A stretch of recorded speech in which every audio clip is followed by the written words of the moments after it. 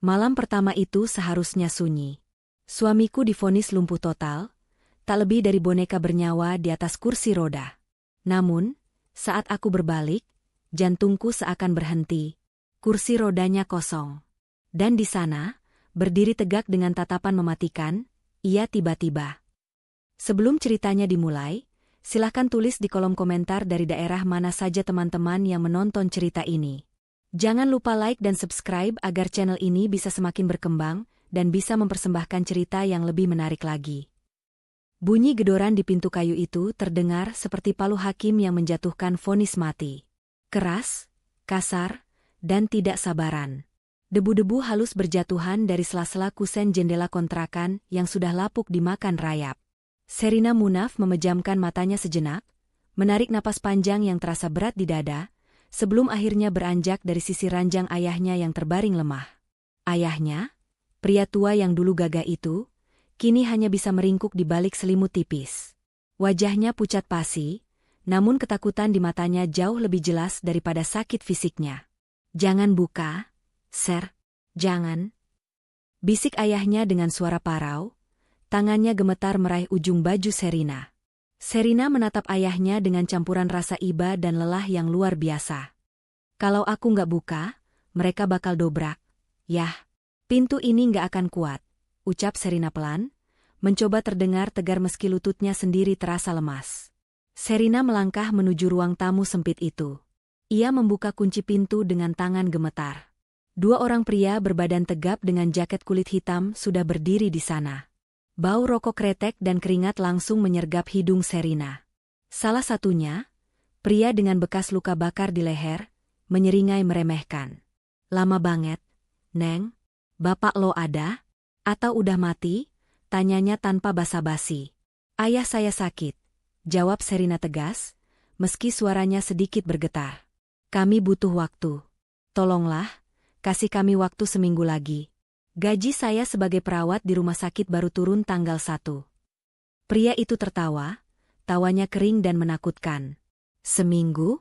Bos, kami bukan panti sosial. Hutang bapak lo itu hutang judi, bukan hutang beli beras. Bunganya jalan terus tiap jam. Kalau besok nggak ada minimal 50 juta, rumah ini kami sita, dan bapak lo mungkin ginjalnya laku dijual." Mereka pergi setelah meludah sembarangan di teras, meninggalkan ancaman yang menggantung pekat di udara. Sherina menutup pintu dan bersandar di sana. Tubuhnya merosot ke lantai. 50 juta besok? Mustahil. Gaji perawatnya bahkan tidak cukup untuk menebus obat ayahnya bulan ini, apalagi hutang ratusan juta yang ditumpuk ayahnya selama bertahun-tahun. Ponsel di saku celana kusamnya bergetar. Sebuah nomor tak dikenal. "Halo?"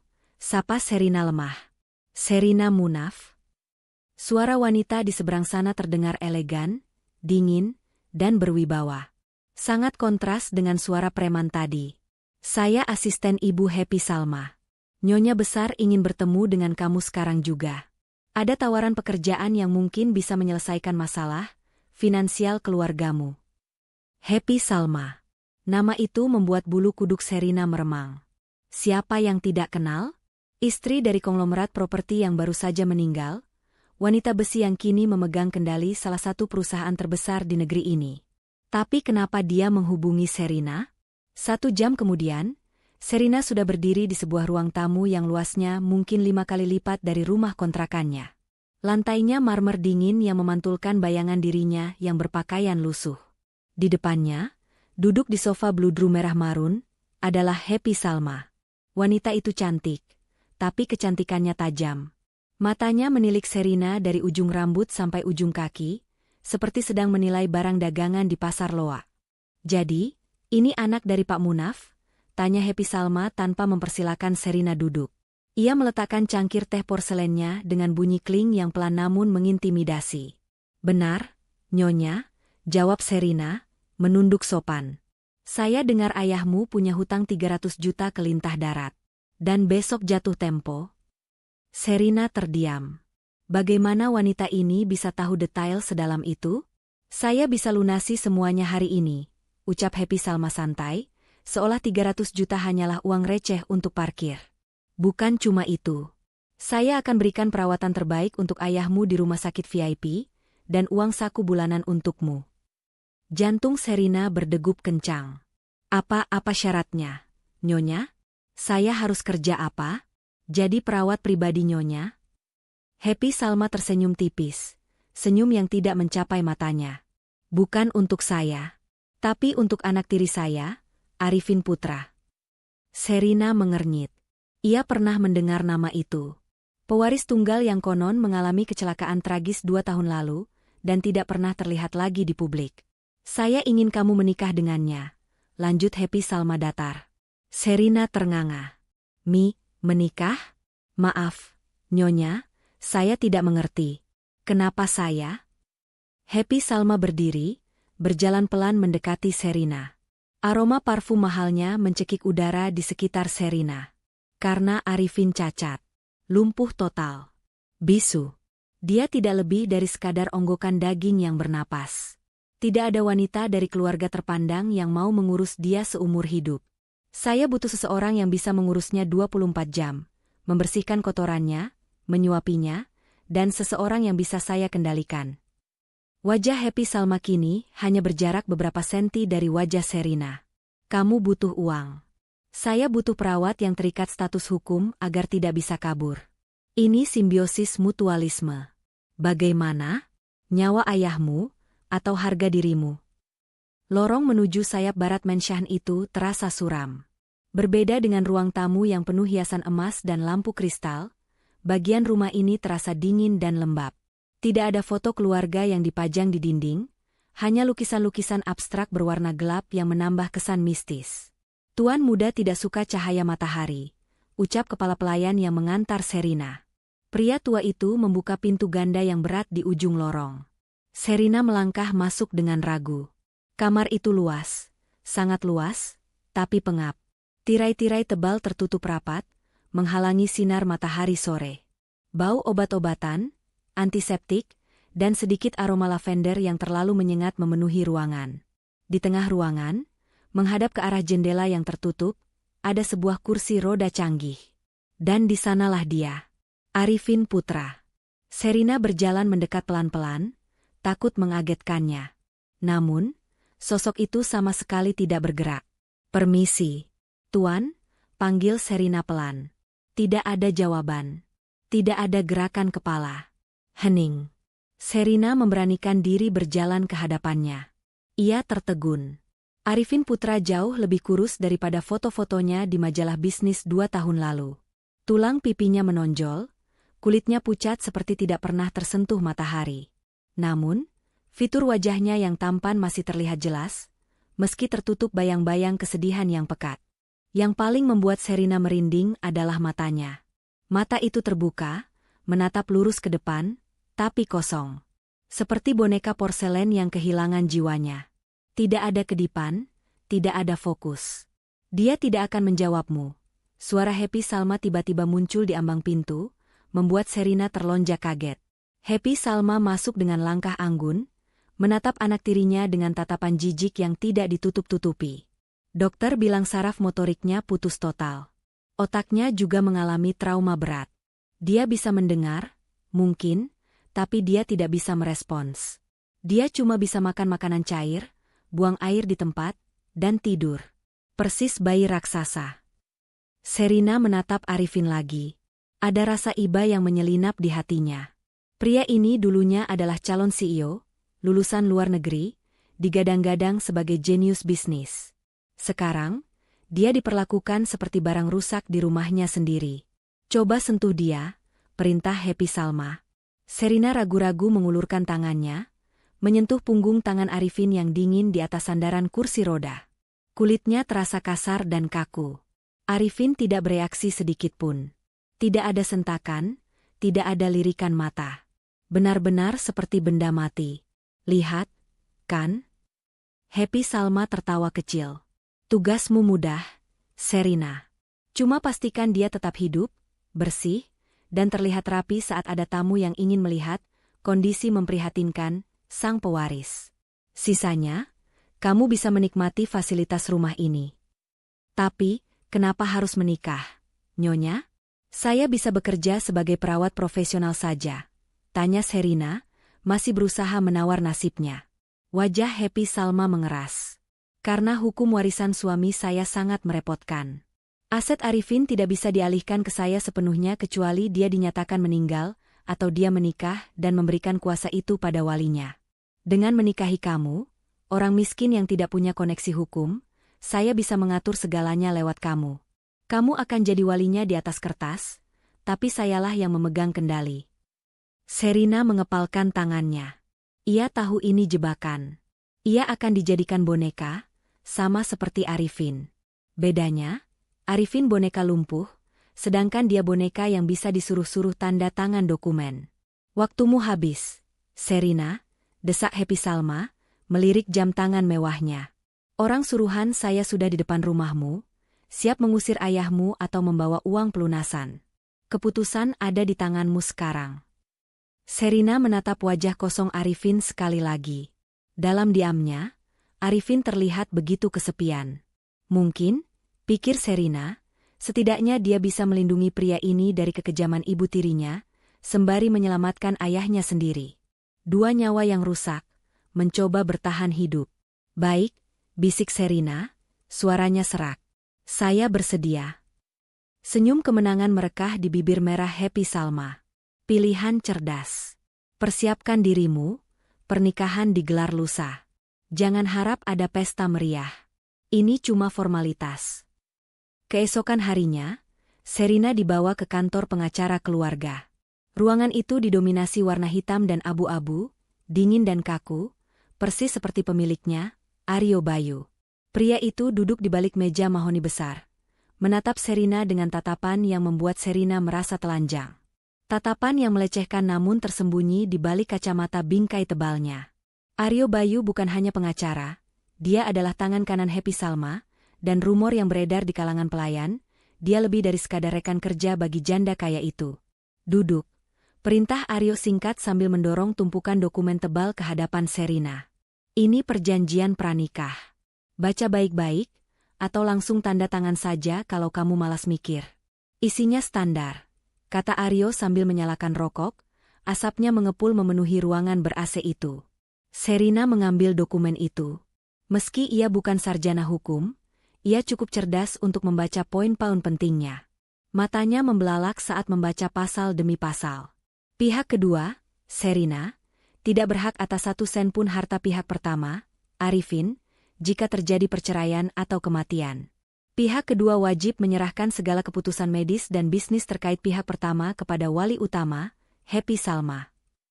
Pihak kedua dilarang keras berbicara kepada media atau pihak luar mengenai kondisi rumah tangga. Ini gila, gumam Sherina. Kalau terjadi sesuatu pada Arifin, saya bisa dituduh lalai dan dipenjara tanpa pembelaan. Aryo Bayu tertawa, lalu bangkit dan berjalan memutari meja, berdiri tepat di belakang kursi Sherina. Ia membungkuk, membisikkan kata-kata tepat di telinga Sherina. Kamu pikir kamu siapa? Sherina? Kamu itu dibeli. Barang yang dibeli tidak punya hak untuk protes soal garansi.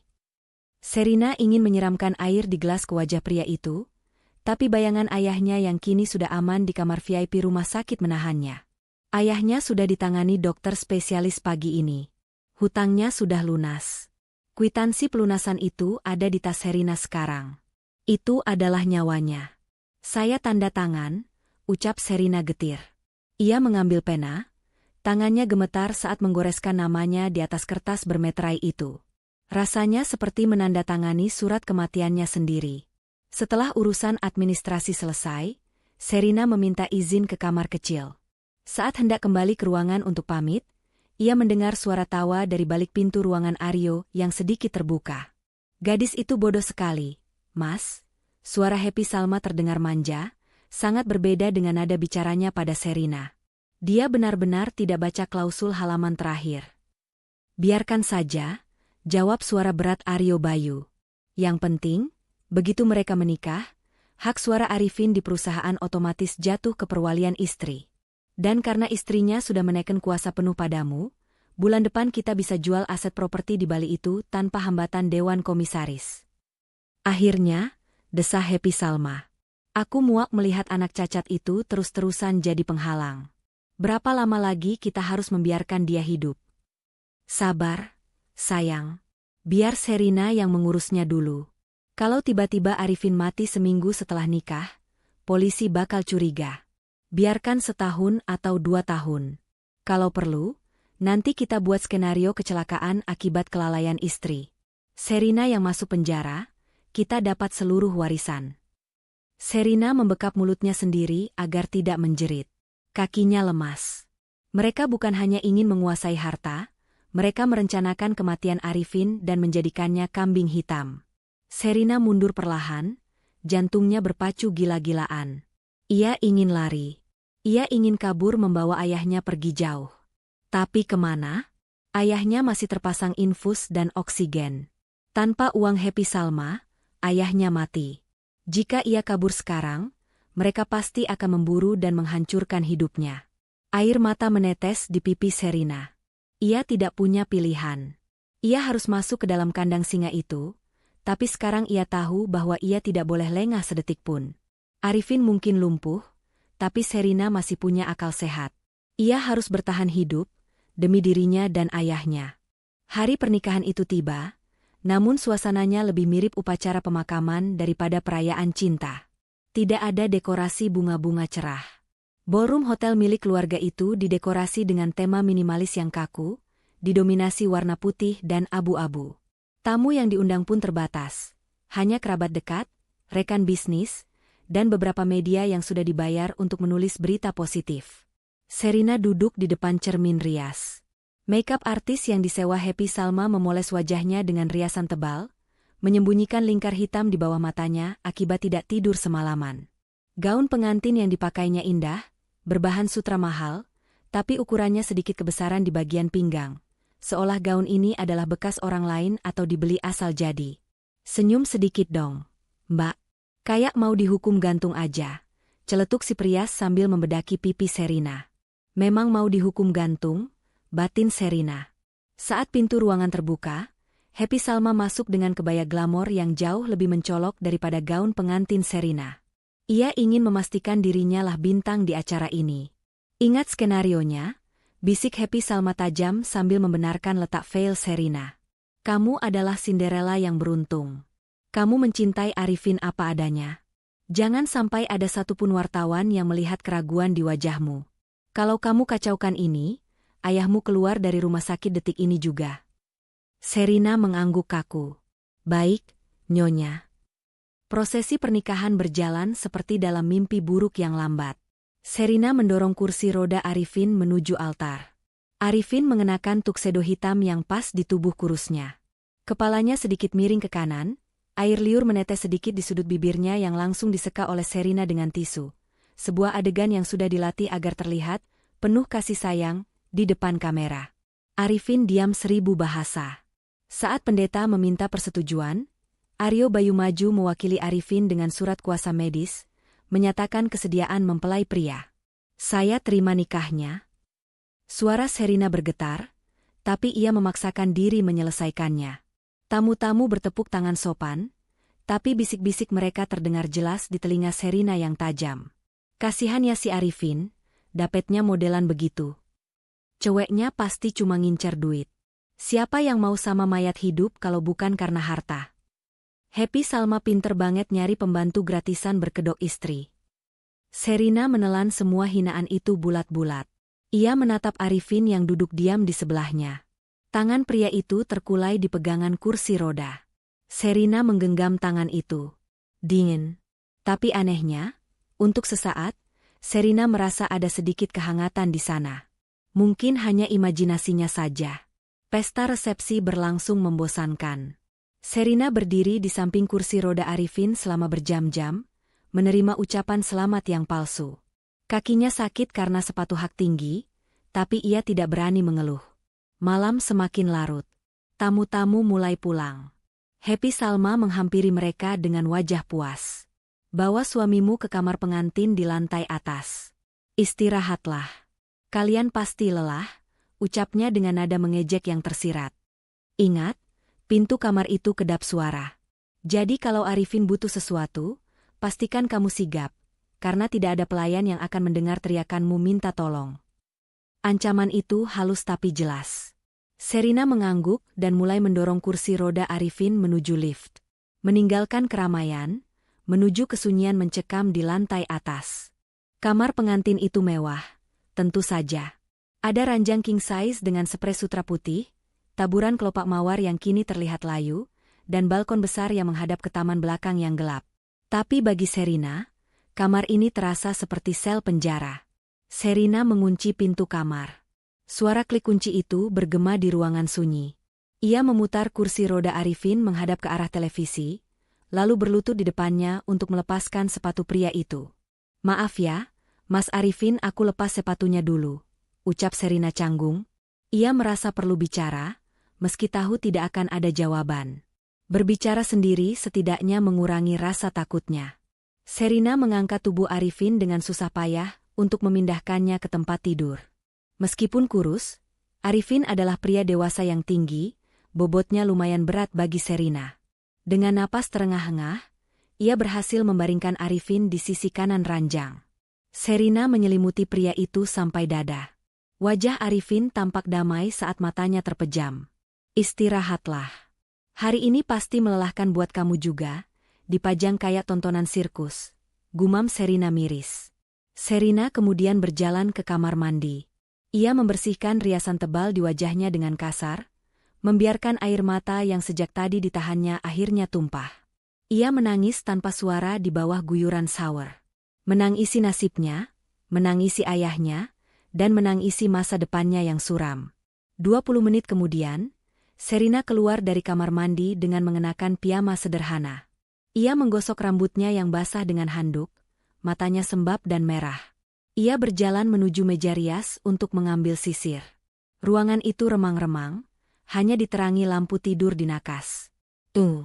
Langkah Sherina terhenti. Bulu kuduknya berdiri. Ada yang salah. Ekor matanya menangkap bayangan di cermin besar lemari pakaian. Ia menoleh cepat ke arah tempat tidur. Kosong. Selimut tersibak berantakan. Jantung Sherina seakan berhenti berdetak. Kemana Arifin? Apa dia jatuh? "Mas Arifin?" panggilnya panik, suaranya tercekat. Ia berlari memutari tempat tidur, melihat ke lantai, takut menemukan suaminya tergeletak di sana. Tapi lantai itu kosong. Lalu ia mendengar suara itu. Suara denting gelas kaca beradu dengan meja marmer. Suara itu berasal dari arah balkon yang pintunya sedikit terbuka, tirainya melambai-lambai tertiup angin malam. Dengan tangan gemetar hebat, Sherina melangkah mendekat. Pikirannya berkecamuk. Hantu? Perampok? Atau? Sherina menyibakkan tirai balkon dengan kasar. Dan di sanalah pemandangan yang membuat dunianya jungkir balik. Di bawah sinar rembulan yang pucat, Arifin Putra berdiri tegak. Ya, berdiri. Tanpa kursi roda. Tanpa bantuan apapun. Punggungnya tegap, bahunya lebar dan kokoh. Ia mengenakan kemeja putih yang lengan bajunya digulung hingga siku, memperlihatkan otot lengan yang terlihat kencang, bukan otot yang menyusut karena kelumpuhan, atrofi. Tangan kanannya memegang gelas wine, sementara tangan kirinya bertumpu santai pada pagar balkon. Sherina mematung. Mulutnya terbuka tapi tidak ada suara yang keluar. Otaknya gagal memproses apa yang dilihat matanya. Pria yang tadi harus ia gendong ke kasur, pria yang divonis lumpuh total, kini berdiri menjulang di hadapannya. Arifin menoleh perlahan. Tatapan matanya tidak lagi kosong. Tatapan itu tajam, dingin, penuh perhitungan, dan sangat hidup. Ada aura dominasi yang kuat memancar darinya, aura seorang penguasa yang selama ini tertidur. Arifin menyesap wine-nya pelan, lalu menatap Sherina yang masih mematung ketakutan. Sudut bibirnya terangkat sedikit, membentuk senyum sinis yang berbahaya. "Sudah selesai menangisnya?" tanyanya. Suaranya berat, dalam, dan bariton, sama sekali tidak terdengar seperti orang yang bisu selama 2 tahun. Sherina mundur selangkah, kakinya gemetar. Kamu bisa." "Berjalan? Bicara?" potong Arifin santai. Ia meletakkan gelasnya, lalu melangkah maju mendekati Sherina. Langkahnya tegas dan mantap. Suara sepatu pantofelnya mengetuk lantai marmer dengan irama yang mengintimidasi. Sherina terpojok ke dinding kaca. Arifin berhenti tepat di depannya, menunduk sedikit untuk mensejajarkan wajah mereka. Aroma maskulin yang kuat menguar darinya, menggantikan bau obat-obatan yang selama ini melekat. "Selamat datang di neraka yang sesungguhnya, istriku," bisik Arifin dingin. "Hapus air matamu. Mulai malam ini, kita punya pekerjaan kotor yang harus diselesaikan. Dan kamu sekarang adalah milikku." Angin malam menerobos masuk melalui pintu balkon yang terbuka, mengibarkan tirai tipis dan membawa hawa dingin yang menusuk tulang. Namun, bagi Sherina, rasa dingin itu tidak sebanding dengan kebekuan yang menjalar di sekujur tubuhnya saat melihat pria di hadapannya. Sherina mundur selangkah lagi, punggungnya menabrak dinding kaca yang dingin. Jantungnya memukul-mukul rongga dada seakan ingin melompat keluar. "Kakakmu ini tidak mungkin," gagapnya. "Dokter bilang, semua orang bilang. Dokter bisa dibayar. Orang-orang bisa ditipu," potong Arifin datar. Ia memutar gelas wine di tangannya, menatap cairan merah pekat itu seolah sedang membaca masa depan. "Duduklah, Sherina. Kakimu gemetar. Aku tidak mau kau pingsan dan membuat keributan yang memancing singa bangun dari tidurnya." Sherina menggeleng panik. Insting pertamanya adalah lari. Ia berbalik menuju pintu kamar, tangannya terulur meraih gagang pintu. "Kalau kau buka pintu itu," suara Arifin terdengar tenang namun tajam, menghentikan gerakan tangan Sherina di udara, "Happy Salma akan tahu aku sembuh. Dan malam ini juga, aku akan mati. Setelah itu, giliranmu. Dan besok pagi, ayahmu di rumah sakit akan mengalami komplikasi jantung, mendadak akibat malpraktik yang tidak akan pernah terbukti." Sherina membeku. Ancaman itu terasa begitu nyata. Ia menoleh perlahan, matanya nanar menatap Arifin. "Kakakmu mengancamku?" "Aku memberimu fakta." Arifin meletakkan gelasnya di meja nakas, lalu berjalan perlahan menuju kursi roda kosongnya. Ia duduk di sana dengan gerakan luwes, jauh dari kesan kaku yang ia tampilkan seharian tadi. "Duduklah. Kita perlu bicara bisnis." Dengan lutut lemas, Sherina merosot duduk di tepi tempat tidur, menjaga jarak aman dari pria itu. 2 tahun lalu, Arifin memulai ceritanya, matanya menerawang jauh, "Mobilku tidak sekadar menabrak pembatas jalan. Remnya blong. Seseorang memotong kabel remnya dengan sangat rapi. Aku koma selama 6 bulan. Saat aku sadar, aku memang lumpuh. Kakiku tidak bisa digerakkan." Arifin menatap kakinya sendiri dengan tatapan getir. "Tapi 6 bulan setelah itu, sensasi di ujung jari kakiku kembali. Aku mulai berlatih diam-diam setiap malam, merangkak di lantai saat perawat tidur, menahan teriak kesakitan agar tidak ketahuan. Kenapa? Karena aku tahu, kalau Happy Salma tahu aku sembuh, dia akan menyelesaikan apa yang gagal dia lakukan 2 tahun lalu. Dia akan membunuhku." Sherina menutup mulutnya dengan tangan, ngeri mendengar pengakuan itu. "Dia membuatku tetap hidup hanya karena butuh tanda tanganku untuk mencairkan aset-aset tertentu yang dikunci oleh wasiat ayahku," lanjut Arifin. "Dan sekarang, dia membawa kamu masuk. Awalnya aku pikir kamu mata-mata dia. Tapi melihat caramu menangis tadi, dan melihat riwayat hutang ayahmu, aku sadar. Kamu cuma korban lain. Pion catur yang dia korbankan." Arifin mencondongkan tubuhnya ke depan, menatap lurus ke manik mata Sherina. Tatapannya intens, mengintimidasi namun ada permohonan tersirat di sana. "Aku butuh kakimu, Sherina. Aku butuh matamu dan telingamu di siang hari saat aku harus menjadi mayat hidup. Sebagai gantinya, aku tawarkan perlindungan yang sesungguhnya. Bukan uang suap seperti yang Happy berikan, tapi kekuasaan.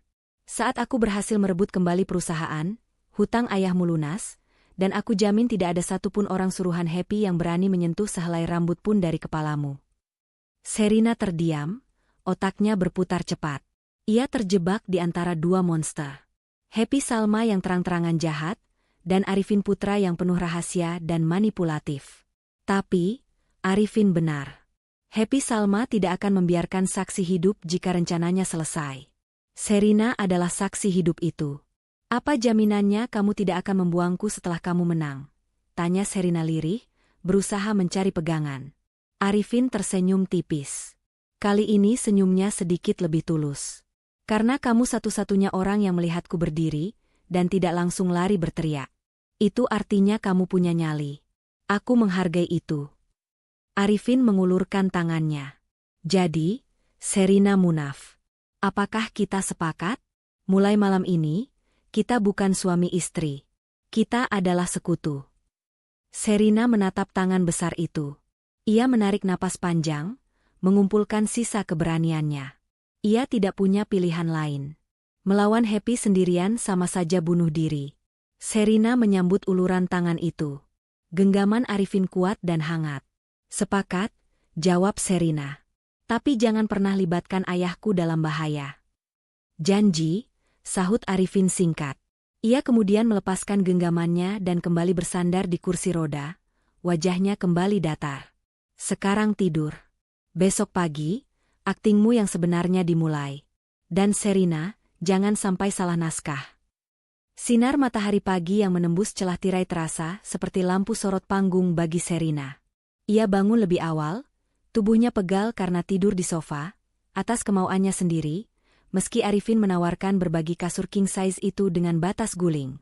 Arifin sudah berada di kursi rodanya, kembali ke mode boneka. Kepalanya terkulai ke samping, matanya kosong menatap dinding. Melihat transformasi itu, Sherina merinding.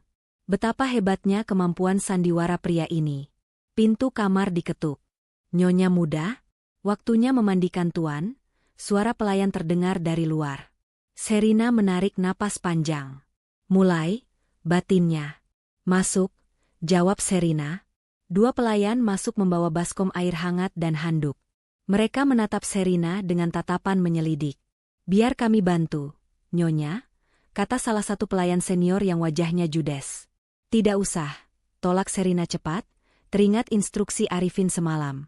Jangan biarkan siapapun menyentuh tubuhku terlalu lama, atau mereka akan sadar ototku mengeras karena latihan. Saya istrinya. Saya yang akan mengurus suami saya sendiri. Kalian siapkan saja sarapan. Pelayan itu mendengus pelan, tapi menurut. Begitu pintu tertutup, bahu Sherina merosot lega. Ia menoleh ke Arifin. Pria itu berkedip sekali, kode yang mereka sepakati artinya. Bagus. Hari-hari berikutnya menjadi rutinitas ganda yang melelahkan. Di siang hari, Sherina adalah perawat yang telaten. Ia menyuapi Arifin bubur hambar, membersihkan wajahnya, dan membacakan buku untuknya. Seringkali di bawah pengawasan CCTV yang dipasang Happy Salma di sudut kamar. Sherina harus berakting seolah-olah ia mengajak ngobrol suaminya, tertawa sendiri, bahkan kadang menangis pura-pura frustrasi agar terlihat natural. Namun, pelajaran sesungguhnya dimulai saat tengah malam. Setiap jam 1 pagi, saat rumah sunyi, Arifin akan hidup kembali. Ia mengubah kamar tidur mereka menjadi ruang strategi. Aryo Bayu punya kebiasaan mengetukkan jarinya ke meja kalau dia sedang bohong. Jelas Arifin sambil melakukan push-up di lantai untuk menjaga kebugaran ototnya. Keringat membasahi keningnya, napasnya teratur. Sherina duduk di karpet, mencatat di buku kecil yang selalu ia sembunyikan di balik ubin longgar di kamar mandi. Ketuk jari bohong. Oke. Terus kalau Happy Salma? Happy lebih berbahaya. Kalau dia tersenyum lebar sampai matanya menyipit, itu artinya dia sedang merencanakan sesuatu yang buruk buatmu. Tapi kalau dia diam dan menatapmu tanpa ekspresi, itu artinya dia tidak menganggapmu ancaman. Kita harus buat dia terus berada di fase kedua. Dia kemarin tanya soal obat tidurmu, lapor Sherina cemas. Dia tanya apa kamu sering terbangun malam-malam. Arifin berhenti push up, lalu duduk bersila. Wajahnya serius. Itu jebakan. Kalau kamu bilang aku sering bangun, dia akan tambah dosis obat penenangnya. Obat itu bikin sarafku benar-benar mati rasa. Selama ini aku selalu memuntahkannya diam-diam atau menukarnya dengan vitamin yang diselundupkan Ringo. Jadi aku harus jawab apa? Bilang aku tidur seperti mayat. Tapi tambahkan detail menjijikan biar dia malas bertanya lagi. Bilang aku sering ngompol atau ngiler berlebihan. Happy benci hal-hal jorok. Sherina terkekeh pelan. Kamu tega banget ngejelek-jelekin diri sendiri. Demi bertahan hidup, harga diri itu nomor sekian. Ser, Jawab Arifin sambil tersenyum miring. Ngomong-ngomong, aktingmu tadi siang lumayan juga saat membentak pelayan dapur yang telat bawa makanan. Kamu punya bakat jadi nyonya besar galak. Wajah Sherina memanas dipuji begitu. Itu karena aku benar-benar kesal. Buburnya dingin. Kamu kan gak boleh makan makanan dingin, nanti perutmu kram. Maksudku. Sherina sadar dia terlalu peduli. Arifin menatapnya lekat. Ada kilatan lembut di matanya yang membuat jantung Sherina berdegup aneh. Terima kasih sudah peduli, Sherina. Belum pernah ada yang memarah-marahi Koki demi aku selama 2 tahun ini. Suasana mendadak canggung. Sherina buru-buru menutup buku catatannya. Sudah jam 3. Kamu harus tidur. Besok Dokter Ringo datang, kan? Ya. Siapkan mentalmu. Ringo itu unik. Siang itu, sebuah mobil sport warna kuning menyala parkir di halaman mansion yang suram, sangat kontras dengan suasana rumah. Keluarlah seorang pria dengan kemeja flanel kotak-kotak yang digulung berantakan, celana jeans sobek di lutut, dan kacamata hitam. Dia membawa tas dokter kulit tua. "Halo, penghuni rumah hantu." Serunya ceria saat masuk ke lobi, membuat kepala pelayan mengernyit tidak suka. Itu Ringo Agus Rahman. Dokter spesialis saraf lulusan Jerman yang juga sahabat masa kecil Arifin. Satu-satunya orang luar yang tahu rahasia Arifin. Di dalam kamar, begitu pintu dikunci, sikap Ringo berubah total. Ia melempar tasnya ke sofa, lalu langsung memeluk Arifin yang masih duduk di kursi roda. "Gila lo, Vin. Gue denger lo nikah sama bidadari, gue kira bohong." Seru Ringo sambil melirik Sherina dengan jahil. "Hai, Nyonya Arifin. Kenalin, saya Ringo. Dokter paling ganteng di rumah sakit. Sayang lisensi saya sering hampir dicabut karena kebanyakan bercanda." Sherina tersenyum canggung. "Halo, Dok. Panggil Ringo aja. Atau Mas Ganteng juga boleh," kedipnya. "Fokus. Go," tegur Arifin, yang sudah berdiri dan meregangkan pinggangnya. "Bawa barangnya." Wajah Ringo berubah serius. Ia membuka tas dokternya, mengeluarkan beberapa ampul cairan bening dan sebuah alat suntik. "Ini vitamin B kompleks dosis tinggi campur stimulan otot. Lo butuh ini biar otot lo nggak atrofi beneran karena kebanyakan duduk. Dan ini..." Ringo mengeluarkan sebuah flash disk kecil. "Ini data denah keamanan kantor Aryo Bayu yang lo minta. Gue dapat dari pasien gue yang kebetulan arsitek gedung itu." Arifin mengambil flash disk itu, matanya berkilat tajam. "Bagus.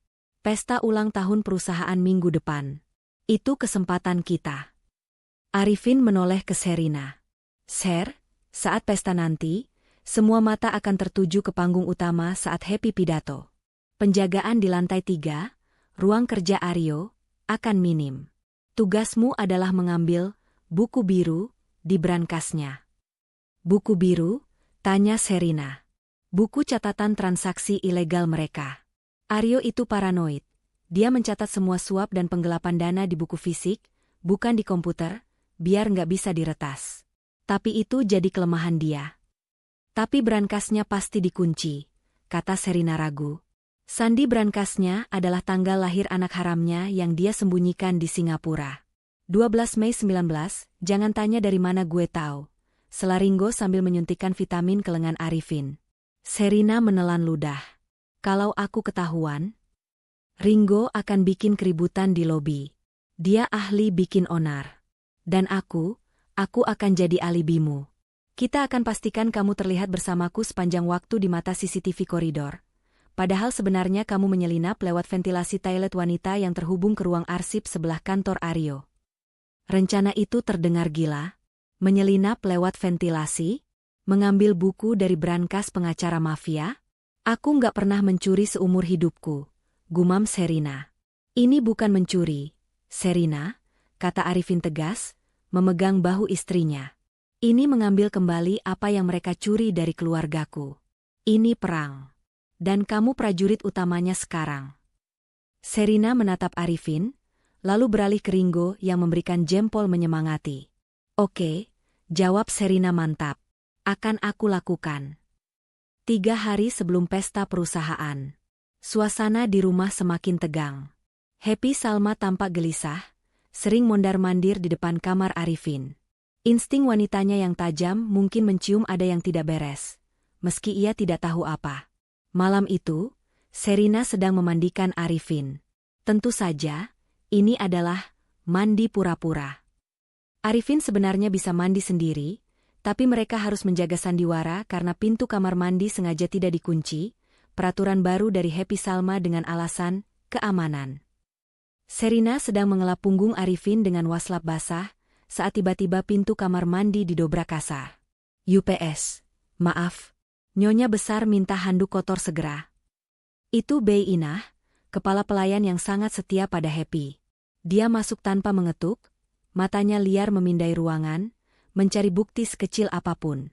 Pada detik itu, Arifin sedang berdiri berpegangan pada wastafel. Refleks Sherina bekerja lebih cepat dari kilat. Ia menyenggol kaki Arifin dengan keras. Arifin, yang juga sigap, langsung melemaskan seluruh tubuhnya, membiarkan gravitasi menariknya jatuh. "Awas!" teriak Sherina.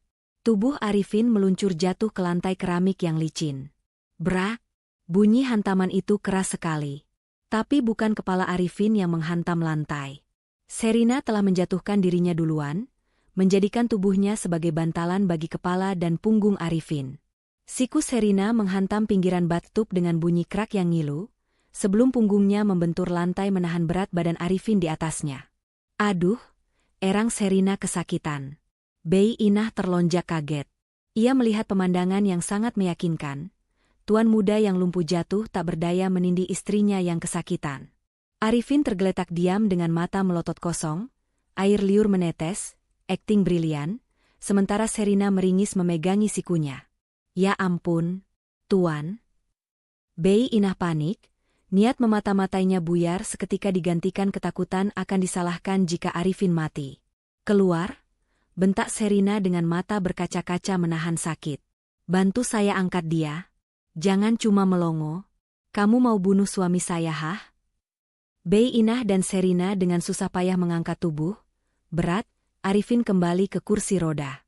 Maaf, Nyonya. Saya cuma..." Bei Inah gagap, wajahnya pucat. "Bilang sama Nyonya Happy," desis Sherina tajam. "Kalau dia kirim orang lagi buat dobrak pintu saat saya mandiin suami saya akan lapor polisi atas tuduhan percobaan pembunuhan. Keluar sekarang." Bei Inah lari terbirit-birit. Begitu pintu tertutup dan dikunci, keheningan menyelimuti kamar mandi. Hanya terdengar napas Sherina yang memburu. Sherina merosot duduk di lantai kamar mandi, memegangi siku kanannya yang mulai membengkak biru. Rasa sakitnya luar biasa, membuatnya ingin menangis. Tiba-tiba, sepasang tangan kuat mengangkat tubuhnya dengan mudah. Arifin. Wajah pria itu tidak lagi datar. Ada kepanikan yang nyata di sana. Arifin menggendong Sherina bridal style, membawanya keluar dari kamar mandi dan mendudukannya perlahan di tepi tempat tidur. "Kamu bodoh," umpat Arifin pelan, tapi nadanya penuh kekhawatiran. Ia segera mengambil kotak P3K dari laci. "Kenapa kamu jadikan badanmu bantalan? Lantai itu keras. Sherina, tulangmu bisa patah. Kalau kepalamu yang kena lantai, kamu bisa gegar otak atau mati beneran," jawab Sherina sambil meringis saat Arifin memeriksa sikunya. "Dan kalau kamu refleks nahan pakai tangan, Bei Inah bakal tahu kamu nggak lumpuh. Tamat riwayat kita." Arifin terdiam. Tangannya yang sedang memegang kompres es berhenti di udara. Ia menatap Sherina lekat-lekat. Selama ini, Arifin selalu berpikir dia berjuang sendirian. Bahwa semua orang di dunia ini ingin memanfaatkannya atau membunuhnya. Tapi wanita di depannya ini, wanita yang baru dikenalnya kurang dari seminggu, rela meretakkan tulangnya demi melindungi rahasia Arifin. "Sakit?" tanya Arifin lembut, suaranya serak. "Banget. Aku Sherina jujur." Air mata menetes di sudut matanya. "Kayaknya nggak patah sih, tapi bakal bengkak seminggu." Arifin dengan telaten menempelkan kompres es ke siku Sherina, lalu mengoleskan salep pereda nyeri dengan gerakan memutar yang sangat pelan dan hati-hati, seolah Sherina adalah barang pecah belah yang sangat berharga. Wajah mereka sangat dekat. Sherina bisa melihat bulu mata lentik Arifin dan rahang tegasnya yang kini menegang menahan emosi. "Kenapa kamu lakuin itu?" tanya Arifin tanpa melihat wajah Sherina, fokus pada lukanya. Kita cuma terikat kontrak bisnis. Kamu nggak perlu berkorban fisik. Sherina menatap wajah suaminya. Karena kita sekutu, kan? Kalau sekutu satu jatuh, yang lain harus nangkep. Lagi pula. Sherina ragu sejenak. Aku nggak mau kamu sakit lagi. Kamu udah cukup menderita 2 tahun ini sendirian. Gerakan tangan Arifin terhenti. Ia mengangkat wajahnya, menatap lurus ke dalam mata coklat Sherina.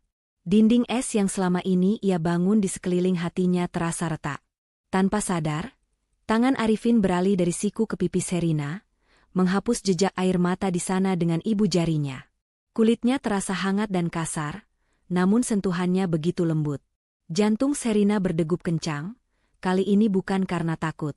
Suasana kamar menjadi hening, hanya terdengar detak jam dinding. Ada ketertarikan magnetis yang kuat di antara mereka. Wajah Arifin mendekat perlahan. Namun, sebelum bibir mereka bertemu, Sherina memalingkan wajahnya sedikit, gugup. Obatnya belum rata, bisiknya. Arifin tersadar. Ia menarik diri sedikit, berdehem canggung untuk mengusir ketegangan. Telinganya memerah. Ah, ya, maaf. Ia kembali mengoleskan salep dengan cepat, lalu membalut siku Sherina dengan perban elastis. Selesai, kata Arifin, suaranya kembali normal meski terdengar sedikit goyah. Tidurlah. Besok aku akan minta Ringo bawa obat pereda nyeri yang lebih bagus. Sherina mengangguk dan berbaring. Arifin mematikan lampu utama, tapi ia tidak langsung tidur. Ia duduk di kursi rodanya di dekat jendela, menatap Sherina yang mulai terlelap.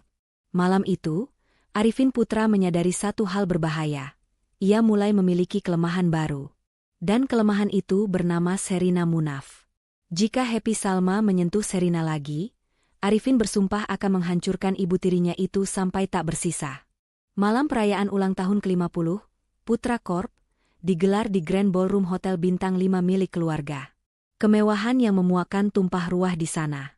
Lampu kristal raksasa menggantung di langit-langit, membiaskan cahaya keemasan ke seluruh ruangan yang dipenuhi kaum elit Jakarta.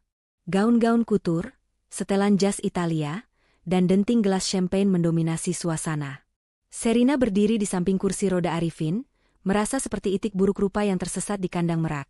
Meskipun ia mengenakan gaun malam berwarna navy yang anggun pemberian Ringo, karena Happy Salma sengaja tidak membelikannya baju baru. Siku kanannya yang diperban tertutup lengan panjang gaun itu, tapi rasa nyerinya masih berdenyut setiap kali ia bergerak. Ingat, bisik Arifin pelan sekali, bibirnya nyaris tidak bergerak. Matanya tetap kosong menatap ke depan. Jam 9 tepat. Saat Happy naik panggung untuk pidato utama, lampu ballroom akan diredupkan. Itu sinyalmu. Sherina mengangguk kaku, tangannya mencengkeram pegangan kursi roda. Bagaimana denganmu? Kamu akan sendirian di sini. Ringo ada di bar. Dia akan pastikan tidak ada yang mendekatiku. Pergilah. Jadilah bayangan. Tepat pukul 9 malam, suara musik orkestra mereda. Master of Ceremony mempersilakan Happy Salma naik ke panggung. Lampu utama padam, digantikan oleh satu lampu sorot spotlight yang mengarah ke podium. Seluruh mata tertuju pada sosok wanita ambisius itu yang tampak bersinar dengan kalung berlian seharga miliaran rupiah. Selamat malam, para hadirin yang terhormat. Suara Happy menggema melalui pengeras suara. Di tengah kegelapan semu itu, Sherina mundur perlahan. Ia menyelinap di antara kerumunan tamu yang terpaku menatap panggung, bergerak menuju pintu samping yang terhubung ke koridor staf. Sesuai denah yang diberikan Ringo, Sherina masuk ke toilet wanita di lantai dasar. Ia memastikan bilik paling ujung kosong, lalu mengunci pintunya. Dengan jantung berdegup kencang, ia naik ke atas kloset duduk, mendongak ke langit-langit. Ada ventilasi udara berukuran cukup besar di sana. Sherina mengeluarkan obeng kecil yang diselundupkan di balik garter pahanya. Tangannya gemetar saat membuka sekrup ventilasi itu satu persatu. Rasa sakit di sikunya menyengat tajam saat ia harus mengangkat tangan tinggi-tinggi, tapi ia menggigit bibir menahan erangan. Demi Arifin. Demi ayah. Plat besi itu terbuka. Sherina menarik napas panjang, lalu memanjat naik. Saluran udara itu sempit, gelap, dan berdebu. Ia harus merangkak sejauh 20 meter untuk mencapai ruang kerja Aryo Bayu di lantai 3. Tidak ada jalan lain karena lift dan tangga darurat dijaga ketat oleh keamanan sewaan Happy. Sherina mulai merangkak. Lututnya bergesekan dengan seng dingin. Suara pidato Happy Salma masih terdengar samar-samar dari kejauhan, seperti dengungan lebah. 3 meter. 5 meter. Napas Sherina memburu. Udara di sini tipis dan pengap. Ketakutannya pada ruang sempit, klaustrofobia, mulai menyerang. Bayangan bahwa ia akan terjebak di sini selamanya mencekik lehernya. Fokus, Sher, bisiknya pada diri sendiri. Fokus. Ia terus merangkak hingga mencapai percabangan pipa. Sesuai instruksi Arifin, kiri, lalu lurus sampai mentok. Ia belok kiri. Cahaya samar terlihat dari celah jeruji di bawahnya. Ia mengintip. Itu ruang arsip, tepat di sebelah ruangan Aryo. Kosong. Sherina membuka jeruji ventilasi itu dengan hati-hati. Ia menurunkan kakinya, lalu melompat turun tanpa suara. Ia mendarat di atas tumpukan kardus dokumen. Berhasil. Ia sudah berada di dalam area terlarang. Sherina mengintip keluar pintu ruang arsip. Koridor lantai 3 sunyi senyap. Hanya ada satu penjaga yang berdiri di ujung lorong, membelakangi pintu ruangan Aryo Bayu, karena sedang asyik menonton siaran langsung pidato Happy di ponselnya. Sherina menunggu momen yang tepat. Saat penjaga itu tertawa melihat sesuatu di layar ponselnya, Sherina menyelinap cepat seperti kucing, membuka pintu ruangan Aryo yang, untungnya, menggunakan kunci kartu elektronik yang sudah diduplikasi oleh Ringo. Klik. Lampu hijau menyala. Pintu terbuka. Sherina masuk dan menutupnya kembali. Jantungnya serasa mau meledak. Ia berada di sarang ular sekarang. Ruang kerja Aryo Bayu beraroma tembakau mahal dan kulit. Ruangan itu gelap, hanya diterangi cahaya lampu kota Jakarta yang masuk dari jendela besar di belakang meja kerja. Sherina tidak berani menyalakan lampu. Ia mengeluarkan senter kecil dari sakunya, mengarahkan cahayanya ke lukisan besar bergambar kuda pacu di dinding sebelah kanan. Di balik kuda, gumam Sherina menirukan ucapan Arifin. Ia meraba bingkai lukisan itu. Ada engsel tersembunyi. Lukisan itu bergeser, memperlihatkan sebuah brankas besi tertanam di dinding. Brankas model lama dengan tombol angka digital. Sherina menekan kombinasi angka yang disebut Ringo, 120519. Bep, bep, bep. Lampu indikator berkedip merah. Salah. Keringat dingin mengucur di pelipis Sherina. Sial. Ringo bilang itu tanggal lahir anak haramnya. Sherina mencoba mengingat-ingat lagi percakapan malam itu. Apa mungkin formatnya beda?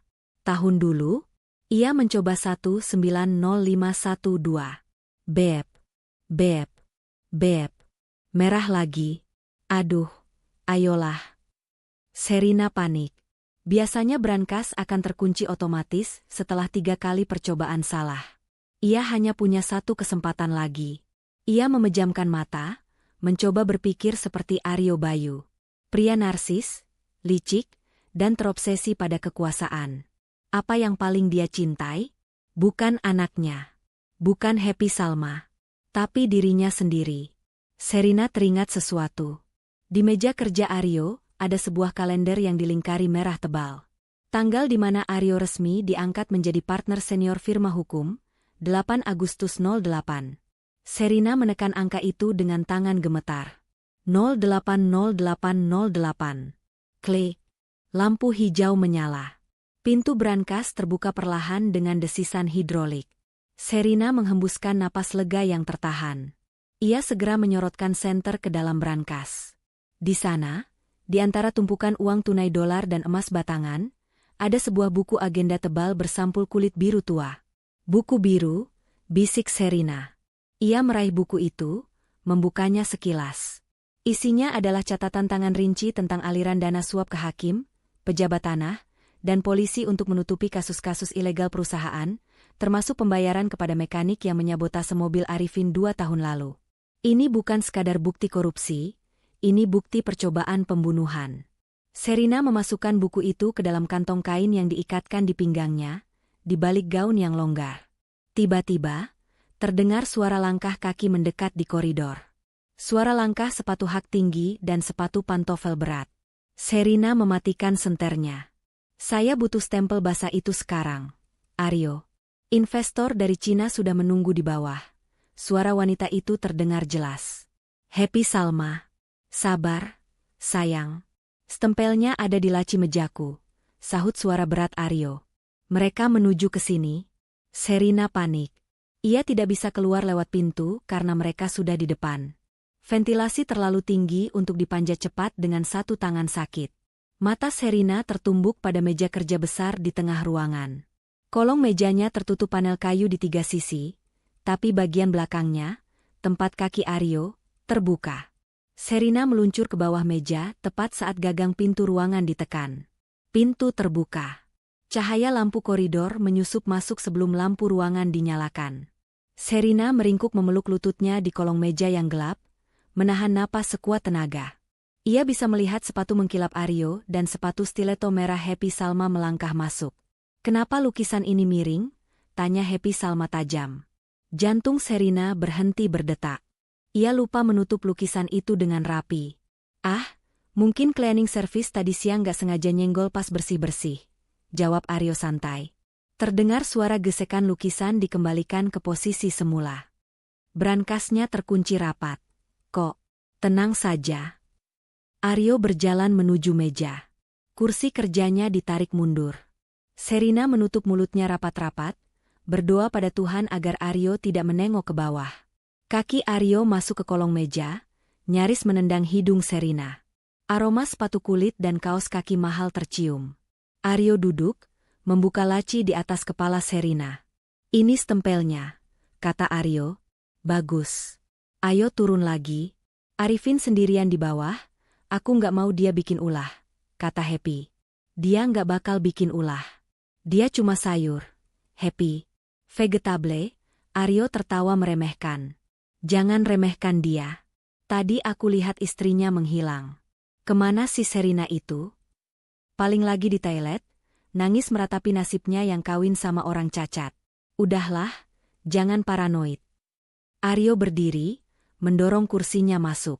Ujung sepatunya menabrak lutut Sherina pelan. Sherina mematung.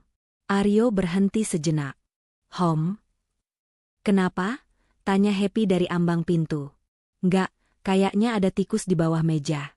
Nanti aku suruh orang pasang racun. Aryo melangkah pergi, mematikan lampu, dan menutup pintu. Sherina tetap diam di posisinya selama 5 menit penuh. Gemetar hebat, air mata ketakutan mengalir tanpa suara. Hampir saja. 1 jam kemudian, Sherina berhasil keluar lewat rute yang sama. Ia kembali ke toilet, membersihkan noda debu di gaunnya, merapikan rambut, lalu keluar dengan wajah pucat namun berusaha tenang. Di ballroom, pesta sudah mencapai puncaknya. Sherina menemukan Arifin masih di posisi yang sama, dikelilingi beberapa ibu-ibu sosialita yang menatapnya iba. Ringo berdiri tak jauh dari situ, memegang gelas minuman dengan wajah waspada. Begitu melihat Sherina muncul, Ringo memberi kode mata. Sherina mendekat, lalu berbisik pelan di telinga Arifin seolah sedang pamit ke toilet lagi. Dapat. Jari Arifin mengetuk pegangan kursi roda 2 kali. Bagus. Bawa dia ke taman atap, rooftop. Sekarang, bisik Arifin. Bilang saja aku butuh udara segar karena terlalu ramai. Sherina mengangguk. Ia mendorong kursi roda Arifin membelah kerumunan menuju lift kaca. Permisi, suami saya butuh udara segar, ucapnya sopan setiap kali ada yang menghalangi.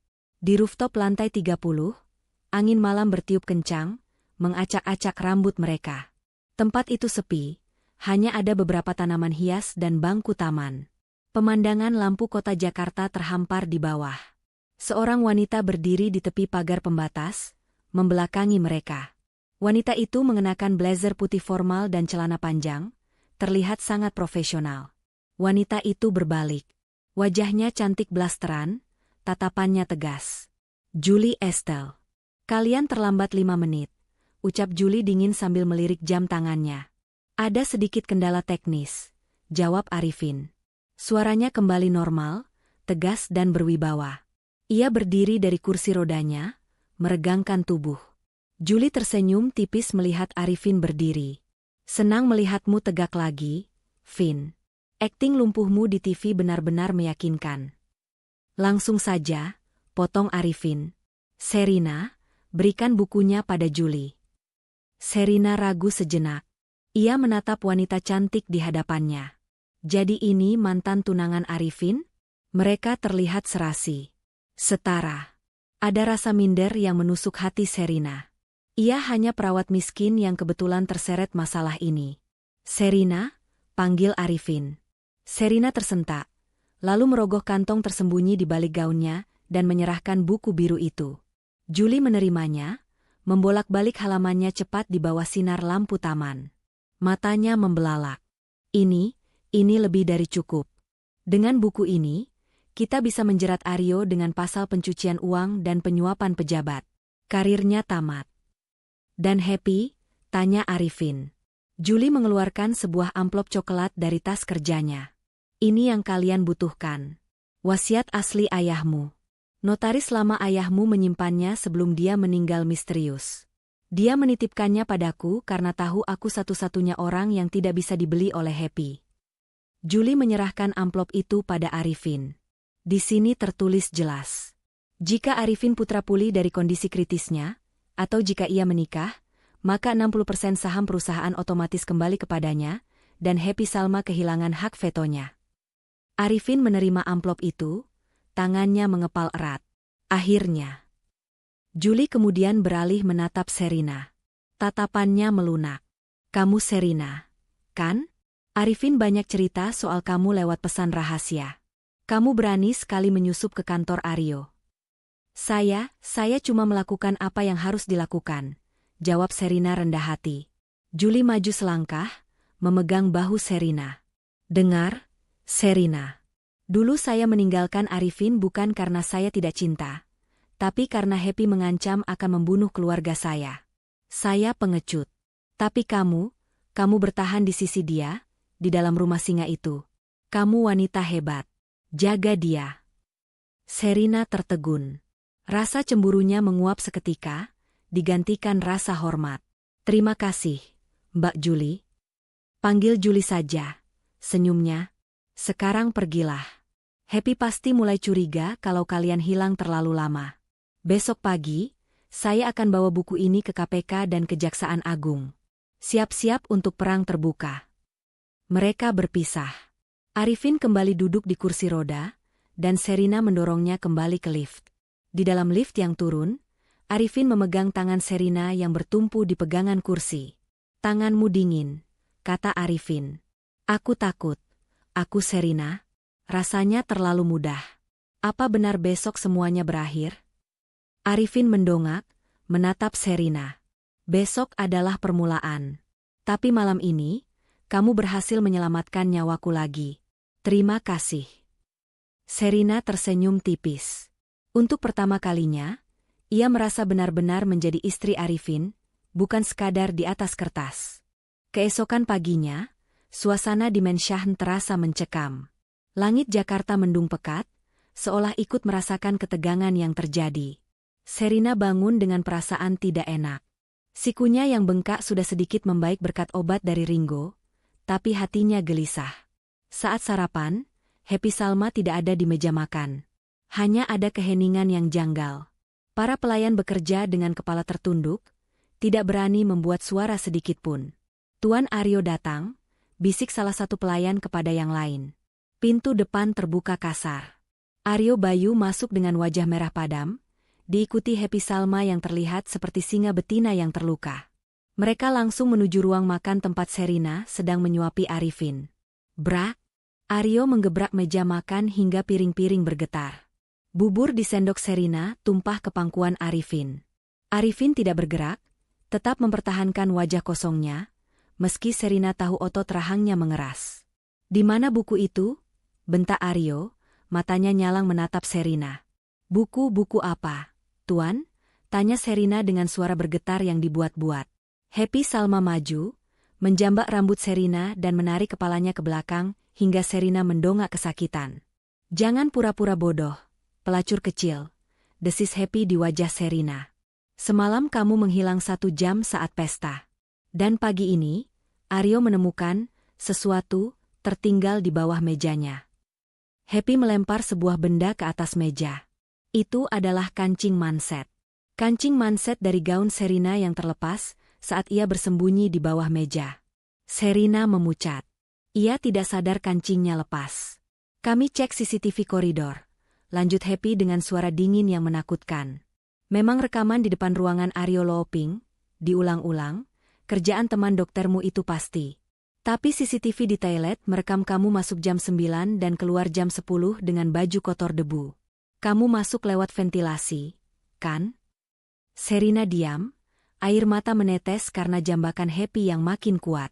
Lepaskan dia, sebuah suara berat terdengar. Bukan dari Sherina, tapi dari Arifin. Namun Arifin masih dalam mode bisu, suara itu hanya ada di kepalanya. Di dunia nyata, Arifin tetap diam, tangannya mencengkeram pegangan kursi roda hingga buku-bukunya memutih. Ia ingin bangkit dan menghajar mereka, tapi ia tahu belum waktunya. Jika ia bangkit sekarang tanpa polisi, mereka semua mati. Julie belum memberi kabar. Kamu bisu juga sekarang? Teriak Happy pada Sherina, lalu menghempaskan kepala Sherina. Sherina terhuyung, tapi ia menatap Happy dengan berani. Saya tidak tahu apa-apa. Saya cuma cari tempat sepi buat istirahat karena pusing. Happy tertawa sinis. Ia mengeluarkan ponselnya, memutar sebuah video, dan menyodorkannya ke wajah Sherina. Lihat ini baik-baik. Di layar ponsel, terlihat seorang pria tua terikat di kursi di sebuah gudang gelap. Mulutnya disumpal kain, wajahnya lebam-lebam.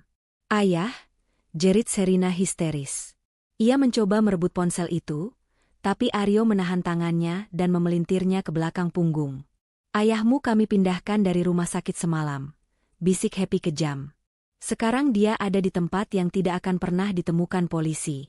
Kalau kamu mau dia tetap bernapas. Happy mengeluarkan sebuah kotak beludru hitam dari sakunya. Ia membukanya.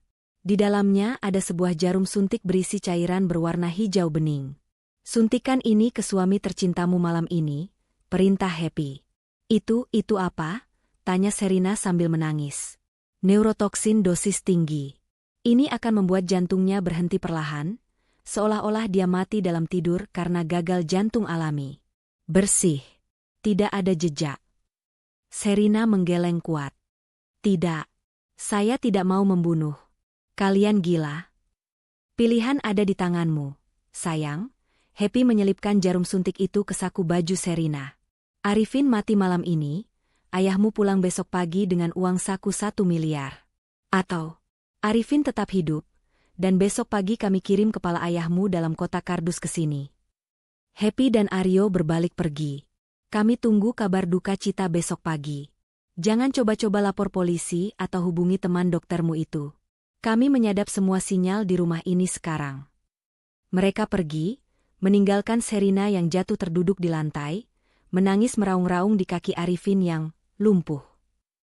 Malam itu hujan turun deras disertai petir yang menyambar-nyambar, seolah alam semesta sedang marah. Di dalam kamar yang suram, Sherina duduk di tepi tempat tidur memegang jarum suntik itu. Tangannya gemetar begitu hebat, hingga ia hampir menjatuhkannya. Wajahnya sembab, matanya bengkak. Pikirannya buntu. Ia mencintai ayahnya.